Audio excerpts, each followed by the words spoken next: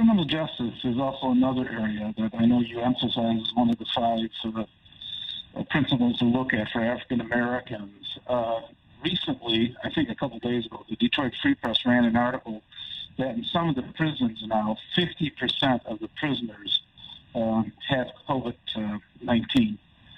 And there seems to be a lack of response. I mean, the Department of Corrections is saying they're trying to separate, they're trying to do social distancing, which seems an oxymoron for prisons. I mean, they just aren't built to do that. Besides that type of health issue within the prisons, what do you think reforms are necessary for the criminal justice system for African Americans? Great question. Let us put it in context. There's not a state in the United States, all 50, and I was in Detroit last Monday, August the 17th, to speak for the Honorable Marcus Garvey's 133rd birthday out in Perrion Park, and I'll be back in Detroit for the release of my second book, Black Parent Advocate, The Art of War, for dealing with America's public and charter schools. That'll be sometime in September. But put it in context, black people's percentage or representation within the mass incarceration system for every single state, all 50, there's not a single state this is not true for. Our representation in the penal system is at least double every single state. There is no state in America where black people's representation inside of the prison system is not at least double their percentage within the general population. So take Pennsylvania. We are 10% of the population of Pennsylvania, where I reside, but we are 50% of the prison system. To answer your question, prison, going back to the 13th Amendment, was the evolution of slavery. They didn't end slavery, they transformed it. You got 4 million formerly enslaved Africans. What can you do to make sure you permanently handicap them so they can never compete equitably with white males for political and economic control of the United States? That was the purpose of mass incarceration, to render the black male politically, socially, and economically useless. So when we talk about reform, one of the first things we have to do is do what? When brothers and sisters come out of prison, there must be an expungement law in place where their crimes that they've already served for cannot be held against them going forward when it comes to employment, financial aid, public assistance, and housing. There must be a limit to how long that can affect you. My own personal opinion is no more than 3 to 5 years. If you've come out of prison and you kept your nose clean for at least from 3 to 5 years, okay, then nothing should be able to be held against you. That record should be expunged. It could still be in the database. God forbid if you do something later down the road and it has to be brought back up. But there should be a point where you can take that slave chain of a prison record off from around your neck. So I am for the expungement of records after a certain point of time where the ex-offender has proven that they're no longer a threat to society. Number two, we have to get rid of mandatory minimum sentencing. Mandatory minimum sentencing except for violence, okay, except for crimes of violence, which include rape, molestation, and, of course, homicide, except for those, particularly nonviolent drug-related offenses, we have to eliminate 3 strikes and you're out at the federal level, and we have to eliminate mandatory minimum sentencing on the state and the federal level. And let us keep in mind that that came from the Democrats. William Jefferson Clinton gave us that with his infamous 1994 crime bill, the most comprehensive, transformative mass incarceration law since the Reconstruction era. Again, let's go to Lyndon Baines Johnson. Lyndon Baines Johnson gave us the Federal Police Assistance Act. It was Lyndon Baines Johnson, right after he signed the Civil Rights Bill, who sent federal agents into the black community to train police, upgrade their weapons, and teach them military-grade tactics using military-grade weapons in order to control black people. And that was a direct result of the riots that took place in Newark, New Jersey, and Detroit, Michigan. The agenda for black people has always been control and exterminate. It has never been to integrate. We need to understand that so we can start putting agendas into place that are in our own best interest. Too many black people simply want to be accepted by America. That has to go to the side. It's not about acceptance. It's about survival. Dr. Umar Johnson, if you can hold on, my board operator is pulling it up here. We got to get to some breaks in the last half hour of the show. So appreciate it. You're listening to 910 AM, the Superstation. We're going to be right back at. Good morning. You're listening to 910 AM, the Superstation. We have Dr. Umar Johnson, who many are familiar with. I believe your hometown is Philadelphia, if I have that correct. I know it's Pennsylvania that you come from. And a number of issues that you're stipulating here concerning, and I know you're about to announce a second book. Do you have the title for the second book yet? Yes, sir. Black Parent Advocate, The Art of War for Dealing with America's Public and Charter Schools, which is an extension of the first book, which is entitled Psychoacademicholocaust, the Special Education and ADHD Wars Against Black Boys, which deals exclusively with how special education, the ADHD diagnosis, and psychiatric medication are promoting and perpetuating the school-to-prison pipeline. Okay, well, Doctor, we have a number of callers here if we can get to them. Farrah, who's the first up here?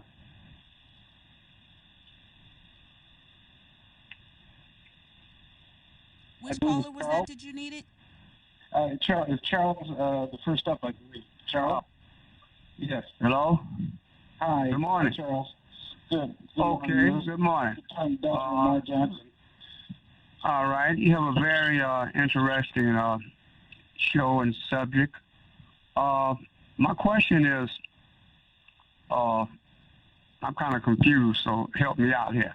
How many different race of people do you think there is? How many different race of people do you think there is? Why do you ask that question, if I may ask?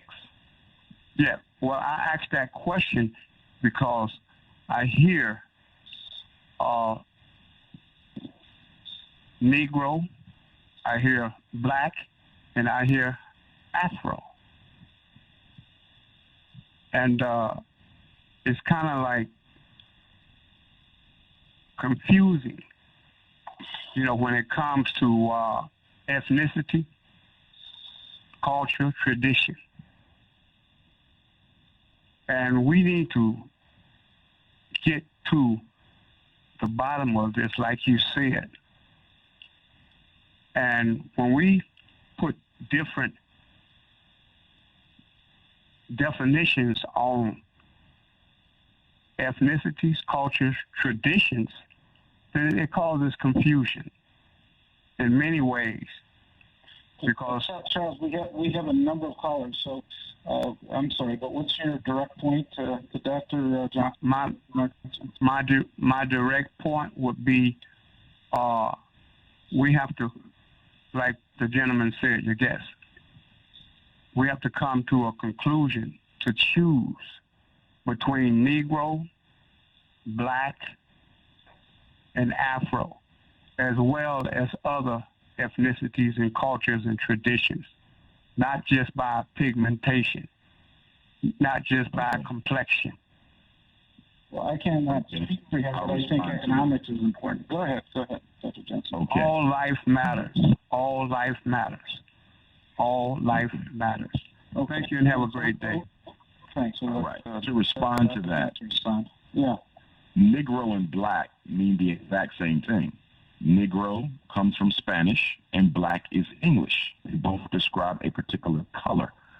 African is an indigenous name that our ancestors used to describe the continent of our origin. However, there were never just one name to describe the continent of Africa. There were a plethora of names because there's a plethora of languages and a plethora of cultures. So Africa was called a lot of different things. And by the way, Africa was named by African people, not by white people and not by Leo Africanus. That name predates his birth even. So let us be clear. Africa is an indigenous word, which means birth of man. That's the meaning of the name. Here's what's more important, though. it's not what name we use to call ourselves. What is important is who and who we do not recognize to be part of our family. For example, your brother or your sister could change their name, but they're still part of your family. Your aunt or uncle could change their religion, but they're still part of your family. I think one of the mistakes we make is we spend a lot of time debating over what should we call ourselves. Africans, Kemites, Moors, Hebrews, Nawapians, this, that. It's irrelevant. Who do we recognize as family and who do we not recognize as family? That is what's most important, and then we move on. Next up, Sandra O'Brien. I'm not sure if this is Sandra O'Brien, the trustee or regent at Wayne State. Sandra, is that you? Yes, I'm here. Good morning, everyone. Good morning. To your guests. Bob, I wanted to chime in the last caller, gave me a couple additional thoughts, but I wanted to talk about the digital divide in education. I will say regarding the last comment from the last caller that I feel as though there is a groundswell of Black support pushing back at what we would call the Democratic establishment. And I think the way that it recently surfaced was in a pressure put on by members of the Black community and including some Michigan female legislators that, sent a note to Biden to say, you were going to pick a woman, but it needs to be a Black woman. And then he did pick a Black woman.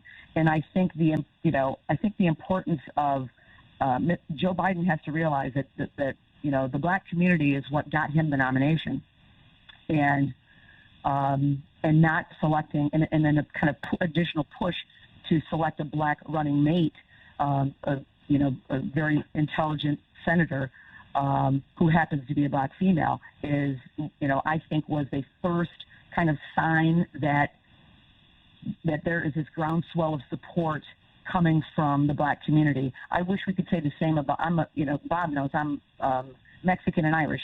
So, you have difficulty with people calling, what name are you going to go by and all this other stuff. If you group all, Latinos, our group is Hispanic and in race are white.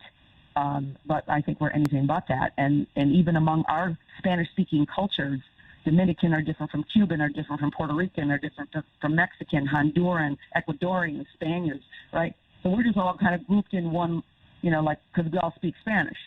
That's a whole price. We have a number of. So I wanted to mention about the digital divide. I think I like to bring those kind of issues back to poverty and education. And I think in an area where there is systemic poverty, the data has shown, and I'm sure the doctor knows this, and most people full well know, that a college education is the surest way to lift someone from poverty, to lift someone up from poverty. But if we're not giving our Black and brown students an opportunity or access to get into college, that is problematic. And I bring everything back to education and getting a college education specifically, because you can come from a secondary school system that people know is historically underfunded or impoverished. Then when those students graduate from there and present themselves at a university with a desire to get a college education to better themselves and their families, they're not allowed in. So rather than all that does is continue this cycle of inequity. It just keeps the cycle of inequity going. And I would like to. We have a number of callers. Go ahead. Last second here, if you can. Yeah, I was just going to say, I'd like to see, at Wayne State, I would like to see us. We have a 57% decline in Black enrollment currently in the last 10 years. And I would like to see us stop that trend and develop programming for retention and graduation of our students, especially in the Detroit area. Okay. Thanks, Senator. We appreciate it. Dr. Johnson, any comments on that? Thanks. Yes, sir. Really quick. Number one, she's correct in that the way in which race is currently demarcated and delineated and divided within American society is not necessarily anthropologically and culturally appropriate.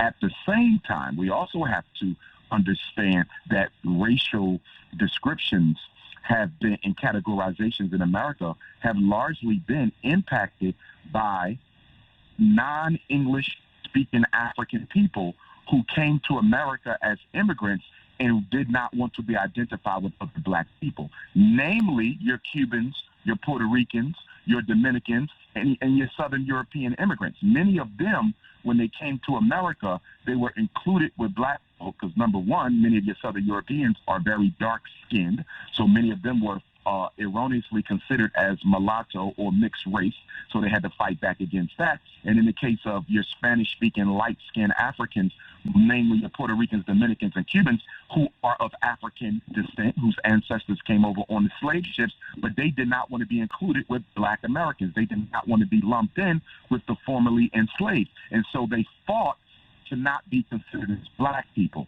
And that's why in 1970, the United States government invented the word Hispanic. It was an invention for the census so that Spanish-speaking Africans who hate being black would no longer have to consider themselves as black. So a lot of that came out of self-hate. As far as college education being a solution for poverty, I'm going to have to respectfully and totally disagree with that. That may have been true up until the 21st century. But these first 20 years of the 21st century have shown us that to be false. Too many black people, especially young African Americans, are falling into long-term and in many cases permanent lifelong debt as a result of collegiate education. College education is putting black people into debt. It is too expensive and they are not getting a sufficient return for their investment. You'd be better off going to a casino and trying to win $1 million off of $10 than going to a college and spending $100,000 for a master's degree and then graduating and not even able to find a job. We have a number of calls. We're going to try to get to some of them, but before that, we have Willie Burton. Willie, you had a couple questions? Willie? Willie? Please, Commissioner Burton, are you there? No, we can't hear him right now. So next up, Rick. Rick, you're on. Hey, greetings, Dr. Umar. Glad to have your voice in the mix. Your work precedes you. I'll jump right to the point on showing cause. We're not able to define or are we organized to respond to our problems here. So we're choked out at the root. You'll never really get a good evaluation or a summation of our condition because we're not telling you. And so as a result, we get solutions like if I get killed by a police, they'll tell me they're going to ask the police not to do that to anybody else anymore, and the rest of us are supposed to sit tight. That's what they call problem solving. And it's because we have too much dictator and not enough organized group problem solving here. It's easy for them to do. So as people come to town and begin to address the issues in Detroit and other places, they should remember that for most of us, our first party claims where we are, our narratological component, if you would, is suppressed so close to the root that it never even makes the record. So when you look at a report, you have to ask yourself, what is the source of these statistics, this data? Is this another man who or woman did statistic? Thanks a lot, man. May3.com. We love you here. Appreciate the love. Looking forward to coming back. Detroit. Okay, Doctor, we have Willie Burton. Willie, I think the phone was on mute. You had a couple questions for Dr. Johnson? Absolutely. First, I just wanted to start off say thank you, Dr. DrUmarJohnson, for coming on 9:10 a.m. station this morning on the Robert Picano show. It was great seeing you this past week in Detroit. I have two quick questions for you. What are your thoughts about school choice in poor neighborhoods? And second question, how to increase business investment in the inner city by using enterprise zones? Okay. The first question, I do not support school choice, and I'm going to tell you why. School choice only benefits middle class and upper class African American families. If you are a single mother, let's say you're a teacher, which is considered middle class, because in America, they define class not by income, but education or occupation. That's a little slick little modification that they pulled a couple decades ago in order to hide all of those black people who are living in poverty but are not considered poor or considered middle class because they have a master's degree, even if they're struggling to make ends meet. The reason I don't support school choice is because it robs the inner city black schools of much needed resources, and it allows upper class blacks and white folks to take money away from our children in the inner city and give it to private schools and Catholic schools and other schools who already have enough capital. They don't need to be robbing from black people. It is a strategy to destroy public education. It can only work for middle class black parents. Poor black parents cannot afford it. Let me give you an example. I'm raising 4 kids, okay? And they give me a school voucher for $5,000 per child. I could take it anywhere. But the Catholic school or the white private school is $15,000 a year. So even though I got $5,000 for my 4 kids, where am I going to get the other $10, $20, $30, $40,000 in order to pay off that tuition? I can't. So it is not a solution for poor black parents, and that's who I fight for. The second question, to increase investment, 3 things need to happen. Number 1, the only thing black people need to be looking for from these elected officials are solutions to police genocide, mass incarceration, miseducation, gentrification, and economic castration. We need the money. The main thing we need to be looking for from Biden, how much are you going to send into the black community for us to rescue ourselves? Stop looking for laws and start looking for the loans. Okay, stop looking for them to put new policies and start looking for them to send some money in to the black community so we can do what we need to do. But we also got to organize ourselves financially because we're wasting billions every single year. I mean, the average black community spends at least $1 million on Christmas gifts. $1 million every year. In places like Philadelphia, we spend well over $1 billion on Christmas gifts. So the black community needs to take a long, hard look at itself. And last and thirdly, we have to put pressure on the rich upper echelon of black bourgeoisie as well as the black entertainers because they have not been economically responsible to the black community. Wow. Okay. You packed a lot in there. I know we got a number of callers. I know we're not going to be able to get to all of them. Just real quick, Fidel, did you have a quick second here to ask Dr. Johnson?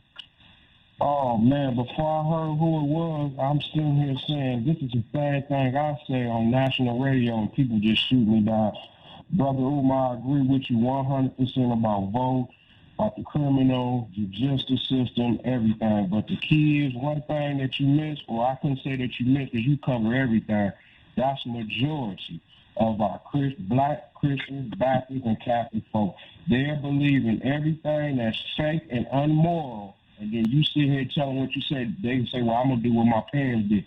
They know Christmas is fake. They know it. And then still go out there and spend all this money just to sit here and say, oh, I love my son or I love my daughter. But when it comes down to a real issue, they want to give up $10 or $100. But you spending thousands of dollars for a fake. What's immoral? Homosexuality. They know it's not moral, but they'll still say, well, a person has the right to do what they want. Yeah, you do, but you know you can't have no kids. But last but not least, when you go back to thinking about black judges, prosecutors, senators, and so on and so on, FBI agents, CIA, why don't the black ones have the same mentality as the white ones? If y'all killing us unarmed in single track, why won't the black ones go out and do the same? Why won't the black ones put dope on white people? Why won't they do the same? It's that Christianity, Brother Umar. Hey, man, I wish I'd have knew you was coming to Detroit. I'd have been there. I need to know the next time you coming back, I got your back 100%. Even if they try to put a fake allegation on you, we're near the end of the hour. They still love them. Thank you, brother. Have a good day. Be peaceful and be stress-free. Okay, thanks. Appreciate that love, brother. And for those folks in Detroit who need to reach me, my cell number, and I recommend that you text me instead of leave a voicemail, but the cell number is 215-989-9858. I repeat, 989-9858. You can also email me, DrUmarJohnson.com or DrUmarJohnson@yahoo.com. And don't forget to make a donation to the FDMG Academy on your Cash App, $FDMG School. Again, on your Cash App, $FDMG School. I will be coming back soon, and I'll reach out to the 910 Superstation so we can do another interview in preparation for that return. Sure, Dr. Umar Johnson, I want to thank you very, very much for coming out. You're very enlightening. Appreciate it, and we'd love to have you back on sometime in the near future, especially with the election that's coming up and some of the issues that I know you're discussing. Also, I want to thank Willie, I want to thank Scotty and Tom, Pam, who was our state rep for previous guest, and Farah for keeping us all and trying to hurt cats on the station. You're listening to 910 AM, the Superstation. My name's Robert Fricano, and we're going to be back with you again next week from 8 to 10 a.m. on Sunday.